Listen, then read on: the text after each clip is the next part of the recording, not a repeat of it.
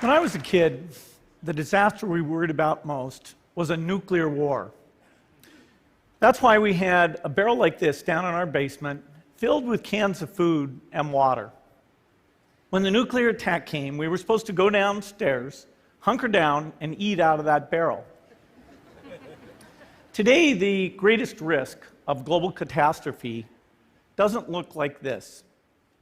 Instead, it looks like this. If anything kills over 10 million people in the next few decades, it's most likely to be a highly infectious virus rather than a war. Not missiles, but microbes. Now, part of the reason for this is that we have invested a huge amount in nuclear deterrence, but we've actually invested very little in a system to stop an epidemic. We're not ready for the next epidemic.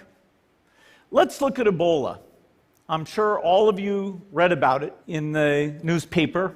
Lots of tough challenges. I followed it carefully through the case analysis tools we use to track polio eradication.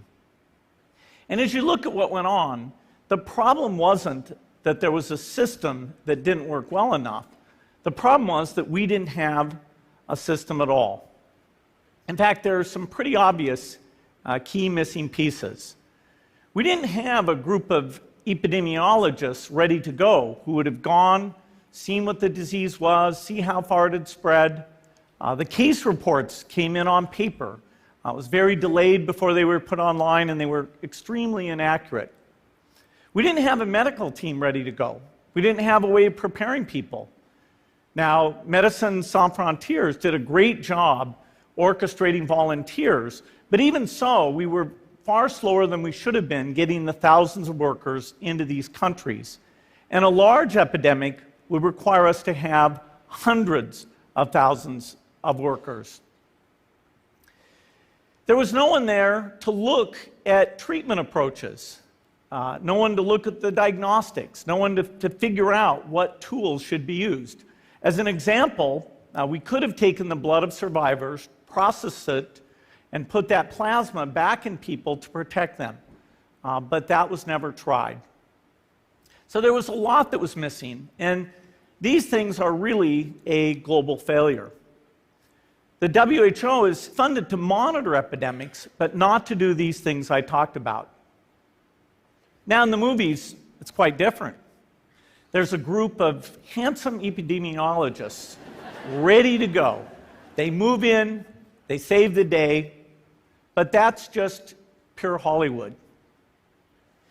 The failure to prepare could allow the next epidemic to be dramatically more devastating than Ebola.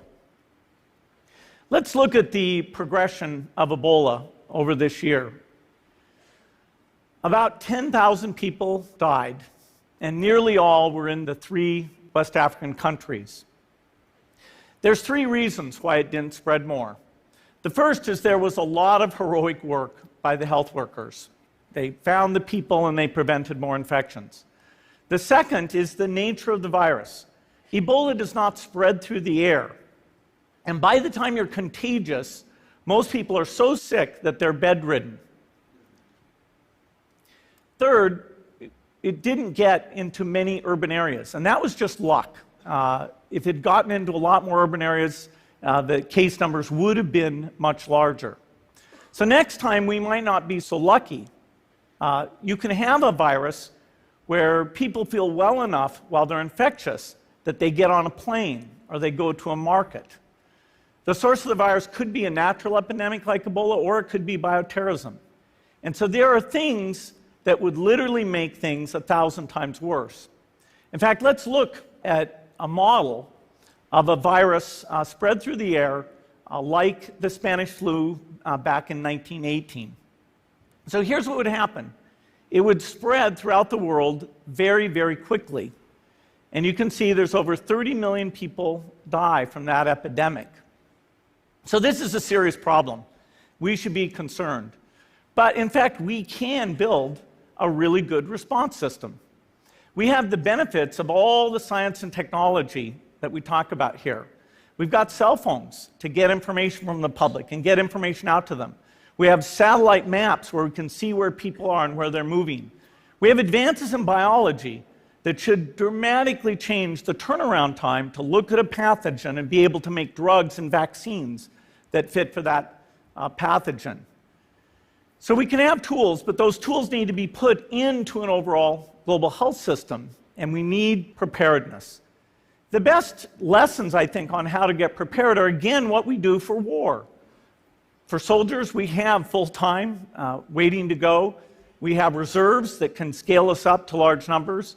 NATO has a mobile unit that can deploy very rapidly. NATO does a lot of war games to check, are people well trained? Do they understand about fuel and logistics and the same radio frequencies? So they are absolutely ready to go. So those are the kinds of things we need to deal with an epidemic. What are the key pieces? First is we need strong health systems in poor countries. That's where mothers can give birth safely, kids can get all their vaccines, but also where we'll see the outbreak very early on. We need a medical reserve corps, lots of people who've got the training and background who are ready to go with the expertise. And then we need to pair those medical people with the military, taking advantage of the military's ability to move fast, do logistics, and secure areas. We need to do simulations, germ games, not war games, so that we see where the holes are. The last time a germ game was done in the United States was back in 2001, and it didn't go so well. So far, the score is germs 1, people 0. Finally, we need lots of advanced R&D in areas of vaccines and diagnostics. There are some big breakthroughs, like adeno-associated virus, that could work very, very quickly.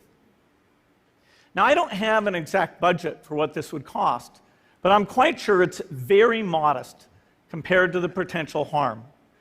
The World Bank estimates that if we have a worldwide flu epidemic, global wealth will go down by over $3 trillion, and we'd have millions and millions of deaths. These investments offer significant benefits beyond just being ready for the epidemic. The primary health care, the R&D, those things would reduce global health equity and make the world more just as well as more safe. So I think this should absolutely be a priority. There's no need to panic. We don't have to hoard cans of spaghetti or go down into the basement. But we need to get going because time is not on our side. In fact, if there's one positive thing